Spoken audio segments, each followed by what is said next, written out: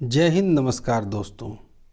आज का यह वीडियो हिंदी व्याकरण का पहला वीडियो है।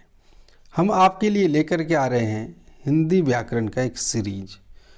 इस पहले वीडियो में हम आपके लिए लाए हैं भाषा, बोली, लिपि और व्याकरण। आप इस वीडियो के माध्यम से जान पाएंगे भाषा किसे कहते हैं, बोली किसे कहते हैं, लिपि किसे कहते हैं और व्याकरण किसे कहते हैं। ये पहला पार्ट है। पार्ट 2 जब आएगा तो इससे आगे की क्लासेस उसमें आपको मिलेंगे। मैं हूं जीवन सर और आप देख रहे हैं टीचर्स लर्निंग सेंटर। तो चलिए, अगर आपने पहले वाले वीडियोस को नहीं देखा है तो जाइए, हमारे प्लेलिस्ट हैं। प्लेलिस्ट में आप देखेंगे ईवीएस। तो ईवीएस के जो इम्पोर्टेंट क्लासेस जो छूट गए हैं आपके, उसे भी आप देख सकते हैं। और इस वीडियो के डिस्क्रिप्शन में मैं लिंक डाल दूंगा, वहाँ से भी आप देख सकते हैं। जैसे कि सौर मंडल से जुड़े महत्वपूर्ण प्रश्न, लाइट शेडो रिफ्लेक्शन से, मानव शरीर से, और एनसीईआरटी का मैथ का है, पर्यावरण अध्ययन में नृत्य त्योहार है, घरों के प्रकार है, पशुओं के प्रकार है, विभिन्न राज्यों के पकवान है। ऐसे सारे अगर आपके इम्पोर्टेंट क्लासेस छूट चुके हैं, कोई बात नहीं, आप वहाँ से देख सकते हैं। तो आज हम इस वीडियो को शुरुआत करते हैं भाषा की परिभाषा के साथ। भाषा शब्द भास धातु से बना है, जिसका अर्थ होता है बोलना। इसकी परिभाषा जान लेते हैं। तो भाषा वह साधन है जिसके द्वारा मनुष्य अपने मन के भावों या विचारों को लिखकर या बोलकर प्रकट करता है। इस वीडियो के अंत में आपको कुछ इम्पॉर्टेंट प्रश्न भी मिलेंगे जो एग्ज़ाम की दृष्टि से लाभकारी हैं। आप वीडियो को अंत तक ज़रूर देखिएगा, स्किप नहीं कीजिएगा। अगर आप स्किप करते हैं तो आपके इम्पॉर्टेंट क्लासेस के कुछ भाग छूट सकते हैं। वीडियो पसंद आए तो लाइक कीजिए, सब्सक्राइब कीजिए, दोस्तों में ज़्यादा से ज़्यादा शेयर कीजिए। फिर से एक बार, भाषा भास धातु से बना है, जिसका अर्थ होता है बोलना। तो भाषा वह साधन है जिसके द्वारा मनुष्य अपने मन के भावों या विचारों को बोल कर या लिख कर प्रकट करता है। अब आप देखेंगे यहाँ पर मैंने एक शब्द डाला है मनुष्य। तो मनुष्य इसीलिए डाला है कि मनुष्य के अलावे किसी और प्राणियों की भाषा नहीं होती है। जिन प्राणियों की भाषा नहीं होती है वो बोलते हैं तो उनकी बोलियाँ कही जाती है। जैसे कि गाय की बोली, बिल्ली की बोली, जानवरों की बोलियाँ, पक्षियों की बोलियाँ, वो बोली होती है, न कि भाषा। भाषा होने के लिए उन्हें एक व्याकरण की ज़रूरत पड़ती है, साथ ही साथ उन्हें एक लिपि की भी ज़रूरत पड़ती है। और भी बातों को जानेंगे आगे। अब हम देखेंगे भाषा के रूप। तो मुख्यतः भाषा के 2 रूप होते हैं, क्योंकि हम बोल करके पढ़ सकते हैं या लिखा हुआ रहता तो उसे भी देखिए घुमा फिरा करके आपको ज़बान की ज़रूरत पड़ेगी, यानी बोलने की ज़रूरत पड़ेगी। लेकिन जब हम एक तर्क संगत रूप से पढ़ते हैं या बोलते हैं ग्रामेटिकली करेक्ट रूप से, तो उसे हम कहेंगे भाषा। तो हमने 2 ही देखा, एक लिखित भाषा, दूसरा मौखिक भाषा। कभी कभी आपको एक सांकेतिक भाषा मिलेगा, और कई किताबों में आपको सांकेतिक भाषा देखने को मिलता है। तो आप एग्जाम की दृष्टि में 2 ही जाएंगे, क्योंकि सांकेतिक भाषा की कोई लिपि नहीं होती है। सांकेतिक भाषा को बोला नहीं जा सकता है। तो एक इसे साइड से हम जान लेंगे, लेकिन इसे हम भाषा नहीं मान सकते। तो भाषा के कितने रूप? मौखिक रूप, दूसरा लिखित रूप। अब मौखिक भाषा क्या होती है? तो जो मुंह से बोलते हैं, यानी बोलना या पढ़ना, ये होता है मौखिक भाषा। नहीं सॉरी, बोलना और सुनना। यदि कोई बोलता है तो आप उसे सुनते हैं, तो बोलना और सुनना मौखिक भाषा होती है, जबकि लिखना और पढ़ना लिखित भाषा होती है। जब कोई चीज़ लिखी जाती है तभी तो हम उसे पढ़ते हैं। तो लिखना और पढ़ना लिखित भाषा, बोलना और सुनना मौखिक भाषा। चलिए आगे बढ़ते हैं। जब हम बोलकर और सुनकर अपने विचार एक दूसरे तक पहुंचाते हैं तो यह भाषा का मौखिक रूप है। लिखित भाषा क्या है? जब मनुष्य अपने मन के भावों को लिखकर और पढ़कर व्यक्त करता है तो ये भाषा का लिखित रूप है। कभी कभी आपको सांकेतिक, जैसे मैंने कहा, अगर कुछ इशारों से, जैसे कि ट्रैफिक सिग्नल वाला है, वो सीटी से आपको इशारा करता है कि राइट जाओ, लेफ्ट जाओ, रुको, चलो। ये जो सीटी की आवाज़ से करता है वो सांकेतिक भाषा है। कोई दिव्यांग व्यक्ति बोल नहीं पाता है तो वो इशारों से आपसे पानी मांगता है, तो ये आपकी सांकेतिक भाषा है। बच्चे रो करके कुछ अपने बताना चाहते हैं, वो एक सांकेतिक भाषा है, लेकिन उसे हम प्योर ग्रामेटिकली नहीं मान सकते हैं। इसीलिए मेरे भाइयों बहनों, अगर आपको एग्ज़ाम में पूछा जाता है भाषा के कितने रूप हैं, तो भाषा के 2 रूप हैं। समझ गए आप? आगे बढ़ते हैं। अब हम बात करेंगे मातृभाषा की। तो मातृभाषा वह रूप है जो अपने परिवार में रहकर बच्चे सीखते हैं। यानी आपके, यदि हम झारखंड में रहते हैं और मेरी माँ बांग्ला बोलती है और हम भी बांग्ला सीख गए, या उर्दू बोलती है, उर्दू सीख गए, तो ये हमारी मातृभाषा हुई। ठीक है, फिर से समझिए आप, अगर आप किसी भी कास्ट के हो, किसी भी धर्म के हो, लेकिन अगर आपकी माँ जो भाषा बोलती है तो उसे ही मातृभाषा कहा जाएगा। और मातृभाषा का शिक्षा में बहुत बड़ा योगदान है। कहा जाता है कि ऐसे मातृभाषा में बच्चों को शिक्षा देना है, इससे बच्चे जल्दी सीखते हैं। अब हम राजभाषा देखते हैं। कई लोगों का यह भ्रम है कि हिंदी एक राष्ट्रभाषा है। दरअसल भारत की कोई राष्ट्रभाषा नहीं है।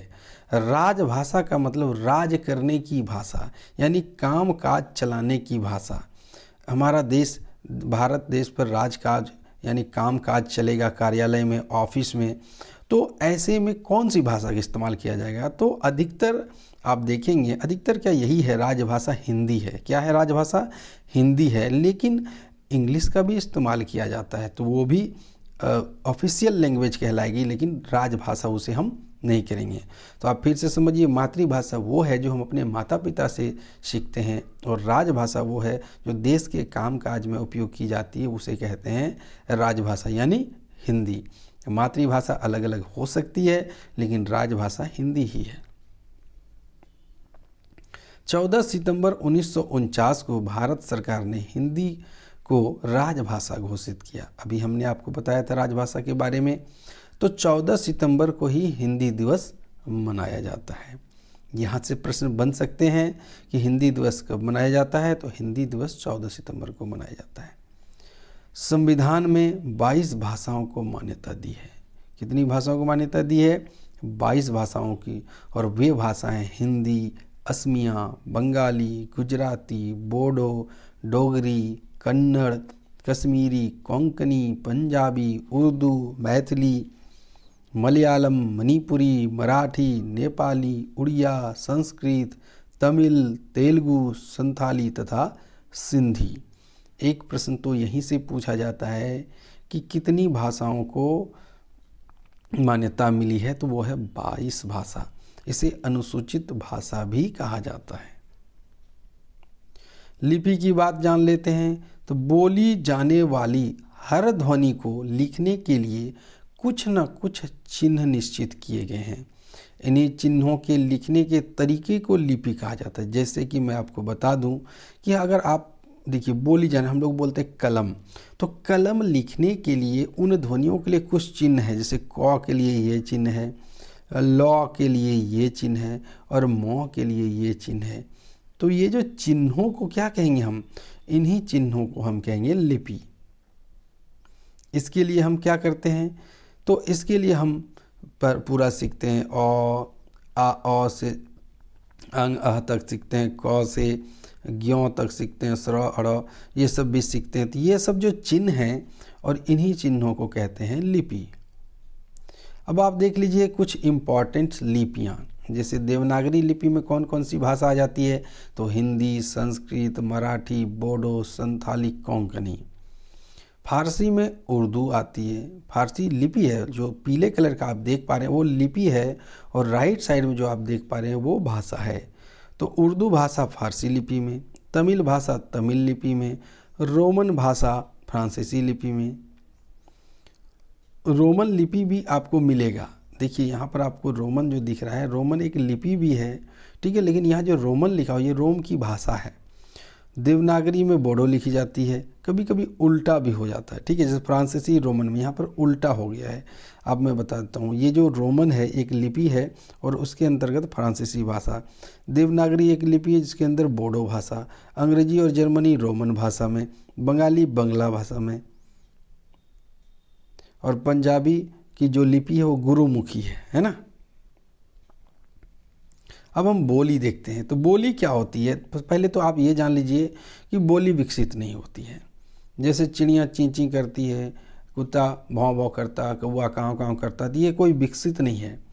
लेकिन इसके अर्थ को थोड़ा सा बढ़ाया गया है कि बोली एक सीमित क्षेत्र में बोली जाती है, वो पूरे राज्य में नहीं बोली जाएगी, या कुछ स्थान विशेष पर बोली जा सकती है, तो उसे बोली कहेंगे। लेकिन इसका कोई रूप नहीं होता लिखित। जब कोई लिखित रूप ही नहीं है तो इसे भाषा में शामिल नहीं किया जाता है। व्याकरण, तो व्याकरण क्या है? व्याकरण वह शास्त्र है जिसके द्वारा मनुष्य शुद्ध शुद्ध पढ़ना, लिखना तथा बोलना सीखते हैं। तो अब हम आपको एक उदाहरण देते हैं, मेरे को कल खाएंगा। तो ये देखिए कितना अभद्र सा लगता है। तो व्याकरण क्या कहेगा? नहीं, मुझे कल खाना है। तो देखिए सेट किया हमने। तो व्याकरण क्या? एक शास्त्र। शास्त्र क्या होता है? शास्त्र एक ग्रंथ होता है, एक किताब होता है जो हमें अच्छी अच्छी बातों को सिखाता है। तो व्याकरण भी एक ऐसा ही शास्त्र जो हमें शुद्ध पढ़ना, शुद्ध लिखना और शुद्ध बोलना सिखाता है। व्याकरण के 4 अंग होते हैं: वर्ण विचार, शब्द विचार, पद विचार और वाक्य विचार। वर्ण विचार, शब्द विचार, पद विचार और वाक्य विचार। पहला हम देखेंगे वर्ण विचार। तो वर्ण विचार के अंतर्गत वर्षों यहाँ लिखा है, यहाँ वर्णों होगा, ठीक है, यहाँ पर क्या होगा? वर्णों होगा, यहाँ पर वर्णों होगा, आप करेक्शन करेंगे। वर्ण विचार के अंतर्गत वर्णों के उच्चारण, वर्गीकरण, लेखन, संयोजन में चर्चा की जाती है। संयोजन यानी वर्णों को मिलाना। शब्द विचार के अंतर्गत शब्दों के भेद की उत्पत्ति, रचना आदि से संबंधित नियमों की जानकारी होती है। पद विचार में इसके अंतर्गत संज्ञा, सर्वनाम, क्रिया, क्रिया विशेषण, अव्यय, विशेषण इत्यादि का स्वरूप, प्रयोग पर विचार किया जाता है। वाक्य विचार में हम देखेंगे वाक्य के प्रकार, वाक्य के भेद, उससे संबंध, वाक्य का विश्लेषण, विराम चिन्हों का प्रयोग इत्यादि के बारे में जाना जाता है। तो ये आपने एक छोटा देखिए, अब आपको छोटे छोटे क्लासेस मिलेंगे, हर एक चैप्टर बटा हुआ है। जो चैप्टर जिस टाइप का होता है, क्लास की ड्यूरेशन उसी टाइप की हो जाती है। अगर हमने टॉपिक लिया है भाषा, बोली, व्याकरण, लिपि, तो इस वीडियो में आपको थोड़ा देखिए जल्दी हो गया, क्योंकि जितना जो इम्पोर्टेंट है वही मैं आपको बताऊंगा। ऐसा नहीं कि मैंने किताब को छाप दिया, वैसे तो आप किताब से भी पढ़ सकते हो, फिर क्या फ़ायदा वीडियो देखने का। इसलिए आपको मेन टॉपिक मिलेंगे और साथ में हर वीडियो के अंत में आपको MCQ कराए जाएंगे, ताकि आप देखें कि आपको एग्ज़ाम में कितने नंबर आ सकते हैं। अगर आपने अभी टेस्ट दिया और नंबर कम आ रहे हैं तो आपको दोबारा वीडियो देखने की ज़रूरत है। साथ भी मैं PDF प्रोवाइड कराऊंगा व्हाट्सएप ग्रुप में, जो लिंक दिया हुआ है हमारे चैनल के डिस्क्रिप्शन में। और इसके बाद आपको हम टेलीग्राम में अगर जोड़ना चाहते हैं तो उसमें भी फ्री प्रोवाइड करा दूंगा। व्हाट्सएप ग्रुप में हमारा डेली पोलिंग होता है, लगभग 10 क्वेश्चन मैं डेली डालता हूँ। अगर आप डेली 10 क्वेश्चन सीखते हैं, सोच लीजिए आप साल में कितना क्वेश्चन सीख पाएंगे। तो चलिए पहले प्रश्न का जवाब दीजिए। भाषा किसे कहते हैं? मन के भावों को बोलकर या लिखकर बताना, मन के भावों को संकेत द्वारा बताना, मन के भावों को केवल बोलकर बताना, मन के भावों को केवल संकेत द्वारा बताना। तो आपने देखा, मैंने परिभाषा दिया कि मनुष्य के मन के भावों को बोलकर या लिखकर प्रकट करना भाषा कहलाता है। तो इस तरह ऑप्शन नंबर ए सही है। दूसरा है भाषा के मुख्य रूप हैं। हमने आपको बताया कि भाषा के कितने रूप हैं। तो भाषा के ऑप्शन आप देख लीजिए, यहाँ पर 1, 2, 3, 4 में से आपको बताने हैं कितने रूप हैं। तो भाषा के मुख्यतः 2 रूप हैं, एक लिखित भाषा और दूसरा मौखिक भाषा। तीसरा प्रश्न है, हम प्रतिवर्ष हिंदी दिवस कब मनाते हैं?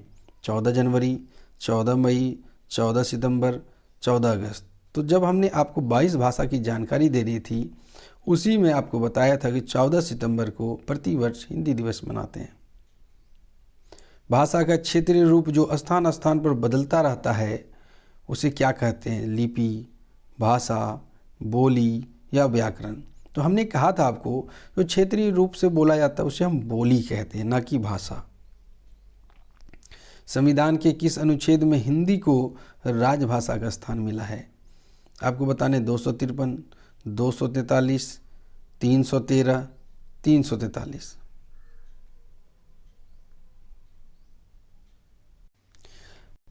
इस सवाल का जवाब, ये वाला जो सवाल है 5 नंबर का, संविधान के किस अनुच्छेद में हिंदी को राजभाषा का स्थान मिला है? ऑप्शन है 253 में, 243 में, 313 में, 343 में। मैंने इसको इस वीडियो में शामिल नहीं किया है। ये आपका होमवर्क है, ये आप हमें कमेंट करके बताएंगे कि ये आपका कमेंट करना है। कमेंट करके बताएंगे और मैं कमेंट में ही जवाब दे दूंगा कि इसका सही आंसर क्या है। ये आपके लिए होमवर्क रहा। अगर आप जुड़ेंगे तभी एक अच्छा अधिगम हो पाएगा। तो आप बताइए 5वां का जवाब कमेंट करके। तब तक मैं छठा प्रश्न ले लेता हूँ। छठा प्रश्न है, भाषा के नियमों की जानकारी देने वाला शास्त्र। हमने अभी एक शास्त्र की बात की थी। क्या वो लिपि है? क्या वो व्याकरण है? क्या बोली है? क्या भाषा है? तो व्याकरण एक शास्त्र होता है जो हमें शुद्ध बोलना, पढ़ना और लिखना सिखाता है। तो 6 का सही आंसर व्याकरण है। 7वां है, व्याकरण के कितने अंग होते हैं?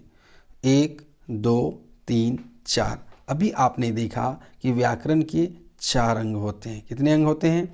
व्याकरण के 4 अंग होते हैं। मैं अंत में आपको ये दिखा दूंगा। और 8वां प्रश्न है, कौन सी लिपि दाएं से बाएं लिखी जाती है? जो देवनागरी लिपि होती है ना, वो बाएं से दाएं लिखी जाती है। यानी इस प्रकार इधर से लिखते हैं, जैसे क, ख, ग, घ। लेकिन एक लिपि ऐसा है जो इधर से लिखा था, इस साइड से। तो ये लिपि है फारसी लिपि। कौन सी लिपि है? फारसी लिपि है। रोमन लिपि भी नहीं है, गुरुमुखी नहीं है, देवनागरी नहीं है। चलिए आगे बढ़ते हैं। 9वां प्रश्न है, भारत की राष्ट्रीय भाषा निम्न में से कौन सी है? हिंदी, फारसी, अंग्रेजी, इनमें से कोई नहीं। तो अभी हमने आपको बताया था थोड़ा देर पहले कि भारत की राष्ट्रीय भाषा कोई नहीं है। एक भी भाषा भारत की राष्ट्रीय भाषा नहीं है, राजकीय भाषा है। राजकीय भाषा बोल सकते हैं या राजभाषा बोल सकते हैं, जो कि हिंदी है। राष्ट्रीय भाषा नहीं है। 10वां प्रश्न है, भाषा का व्याकरण से कैसा संबंध है? सामान्य संबंध, मामूली संबंध, गहरा संबंध, छिछला संबंध। तो भाषा, कोई भी भाषा होगी उसके लिए तो व्याकरण तो बहुत जरूरी है। तो इसलिए हम कह सकते हैं कि भाषा का व्याकरण से गहरा संबंध है। कैसा संबंध है? बहुत ही गहरा संबंध है। उम्मीद करता हूँ आज का क्लास आपको अच्छा लगा होगा। इसका पार्ट 2 जल्द ही आपको मिलेगा। उसके लिए चैनल को सब्सक्राइब कर लें, बेल आइकन दबा लें और वीडियो को फटाक से लाइक करें। और अच्छी इसी तरह की वीडियो चाहते हैं तो आप हमें कमेंट भी कर सकते हैं और मैं आपके कमेंट पर वीडियो बनाने का प्रयास करूँगा। मिलते हैं अगले वीडियो में, तब तक के लिए धन्यवाद।